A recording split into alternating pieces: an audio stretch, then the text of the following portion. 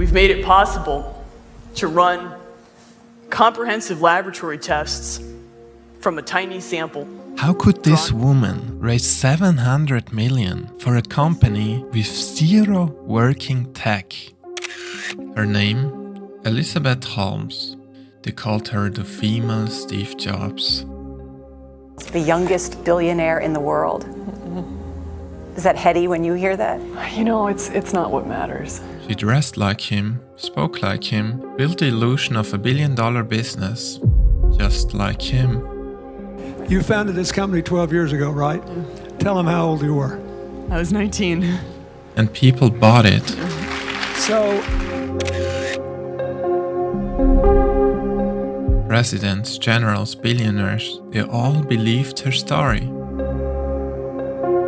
What they didn't know, her company, Theranos, was built on a blood testing machine that barely worked.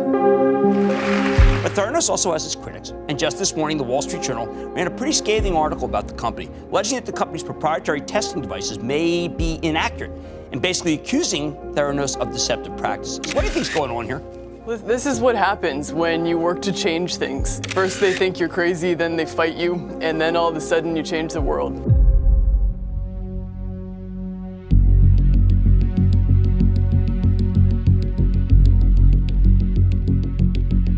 Tonight, Elizabeth Holmes is now a convicted felon. A jury found the former biotech CEO guilty of 4 conspiracy and fraud charges for swindling her investors. So what was her trick?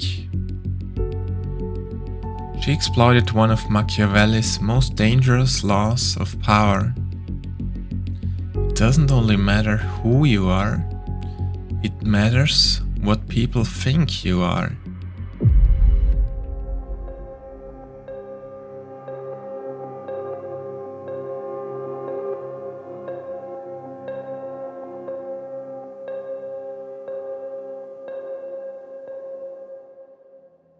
Translation: it's not what you do, it's what they see you do. Sounds fake, manipulative. It is. But it's how kings stay in power, how politicians win elections, and how your coworker with zero talent keeps getting promoted. Niccolò Machiavelli saw this 500 years ago. And as always, he didn't sugarcoat it. Let me show you another example. The year's 1960, Cold War. And now it all comes down to one moment. The first televised presidential debate in US history. The candidates need no introduction. The Republican candidate, Vice President Richard M. Nixon, and the Democratic candidate, Senator John F. Kennedy. The question of communism within the United States is... Nixon versus JFK. The stakes?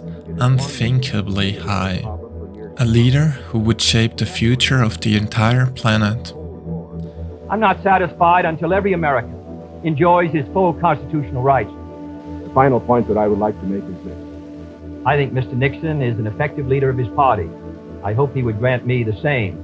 The question before us is, which point of view and which party do we want to lead the United States? Two brilliant minds head to head. It's a close debate. However, this is not what's interesting here. What's really interesting is that after the debate, people are divided. People who listen on the radio say Nixon won. People who watch on TV say it was JFK. Nixon looked pale, sweaty, exhausted.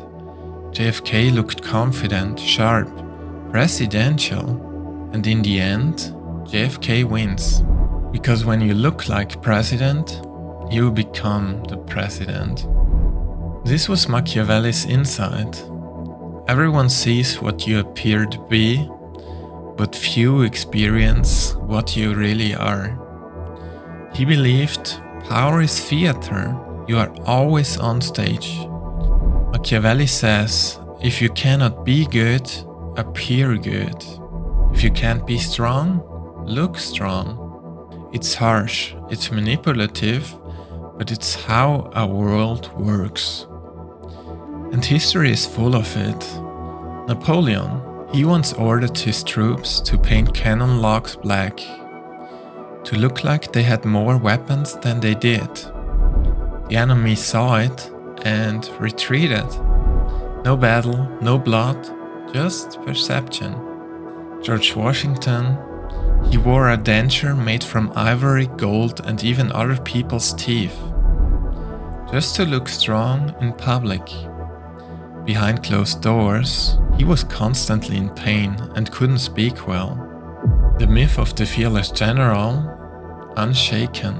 Margaret Thatcher, before becoming Prime Minister, her advisors lowered her voice pitch with training because people didn't trust her high-pitched tone. After the shift, she was seen as more authoritative and went on to reshape Britain. But don't get it wrong, Machiavelli didn't say lie. He said perception is reality. People don't follow the truth, they follow stories. If you don't control your story, someone else will, for you.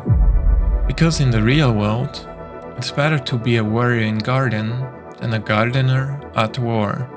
This was another lesson from Machiavelli's The Prince, his secret blueprint on unshakable power. And we gotta be honest, our image matters, sometimes even more than we wish. No need to be fake, but it's good to be aware. And if you're ready, the next Machiavelli lesson might be already waiting. See you there. Huh?